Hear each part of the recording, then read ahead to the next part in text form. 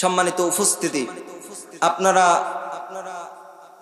পোস্টারের ভিতরে দেখছেন, মাইকের ভিতরে দেখছেন 20 থেকে 50 জন বক্তা সুর নকল করে। এটা শুনছেন না?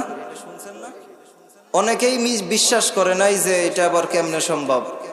যেহেতু আলেমরা বসায় রেখে বা আলেমদের অনেক, যদি আমি কথা বলতে যাই অনেক রাত হয়ে যাবে, এই জন্য বেশি কথা বলা যাবে না। আমি আপনাদেরকে কয়েকটা মিনিট কমিটির কাছ থেকে অনুমতি নিব, নিয়ে আপনাদেরকে কয়েকটা কণ্ঠ শোনাবো। এখন যদি আপনারা অনুমতি দিবেন, তাইলে লিল্লাহে তাকবীর। আমি যদি আর কখনো টাঙ্গাইলে আশেপাশে এসে দেখি, আমি দেখি যেই সমস্ত যুবক ভাইরা আজকের মাহফিলে আসছে, এই মুখ আমার মতন কি জানি কয় মাকুন্দে শার্ট, এই শার্টগুলাকে আমি দেখতে চাই রসুলের সুন্নত দিয়া ভরাইছেন। পারবেন ইনশাল্লাহ যুবক ভাইরা? আমার আবার কইেন না যে হুজুর আপনার দাড়ি কই। আমার দাড়ি ওঠে না ভাই, কি করবো কয়। আমারে কয় যে হুজুর কয় আপনার বয়স কত? বয়স মাত্র 25। হ্যাঁ, বিয়ে শাদী করছি, মাত্র একটা মেয়ে হয়েছে, 2.5 বছর। এতে কি দাড়ি ওঠে? অনেক যুবক ভাইরা আছে যে দাড়ির জ্বালাই সে একেবারে সে মুখ দেখা যায় না, আর আমার দাড়ি নেই। যে মুফতি আমির হামজা একটা কথা বলে যে আমাকে একজন প্রশ্ন করেছে, ভাই আপনার দাড়ি ওঠে না কেন? আপনি তো পিছে হুজুর। আমি বললাম চিন্তা করার দরকার নেই, আমার পরিবারের ভিতরে সবচেয়ে বড় দাড়ি আমার। আমারে বলে বাচ্চা হুজুর, আমার নিজেরই একটা বাচ্চা আছে। এই কথা বলে না কেন? এটা কার সুর? চেনেন এনারে?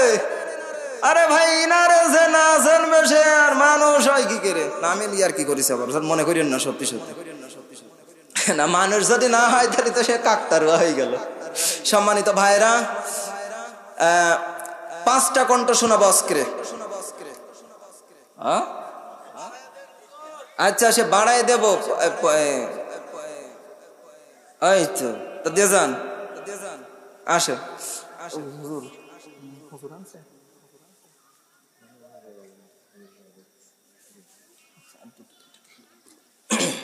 সম্মানিত উপস্থিতি, আসলেই আমাদের অন্য একরকম একটা প্ল্যান আছে, যেটা মাহফিল কমিটি আমার, বিশেষ করে আমাদের হাফেজ সাহেব হুজুর, যেহেতু আমাকে আনছে আকর্ষণ হিসেবে, এখন যদি সব ঘুরায় যায় তাহলে এই শ্রোতা উঠে যাবে গা অনেকেই।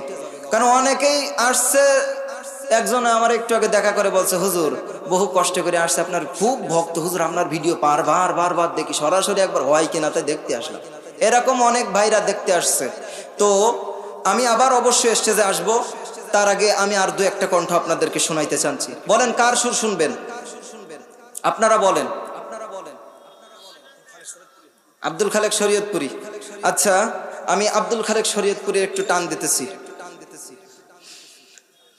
মুসলমান ভাইরা আমার, খুব খেয়াল করে কথাগুলো শুনবেন। ও বন্ধু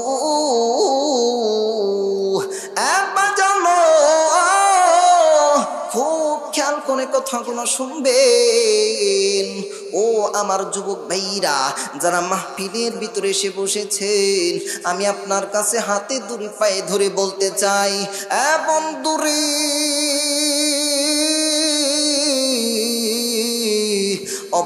অবশ্যই সুর শুনে শুধু মজা নিবেন তেমনটা হবে না। আমি আপনাদের কাছে দাবি করব, আল্লাহ যেন আমাদের এই মাহফিলটারে কবুল করে নাই। বলেন আল্লাহুম্মা আমিন।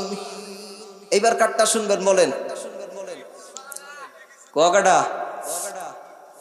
আচ্ছা, ওই তো ও পেছনতে আসে, তারপরে আপনার এটা শোনাবো। আজহারি সাহেব হুজুর, তিনি আমাদের বর্তমান দেশে নাই, কিন্তু তিনি আজও পর্যন্ত আমাদের যুবক ভাইদের কলিজা স্পর্শ করে রেখেছে, ঠিক কিনা বলেন? আজহারি সাহেবকে যারা ভালোবাসেন, আমি আজহারি সাহেবের হুজুরের সুর দেওয়ার পরে লিল্লাহি তাকবীর আপনারা একজন দিয়া আমি দেখবো আজহারি সাহেবরে, এই কোরআনের পাখিটাকে কে কত ভালোবাসেন। ও যুবক ভাইরা শোনো শোনো, আজ ধরো আমি বাংলাদেশে নাই, আমি এদেশ থেকে চলে গিয়েছি, কিন্তু তোমাদের ভালোবাসা আমাকে কাঁদায়, তোমাদের ভালোবাসা আমার 24টা ঘন্টা কাঁদায়। ও যুবক ভাইরা, আমি তোমাদেরকে বলতে চাই, তোমরা আমাকে যেমন ভালোবাসো, আমি তোমাদেরকেও কোরআনের জন্য তেমনটা ভালোবাসি।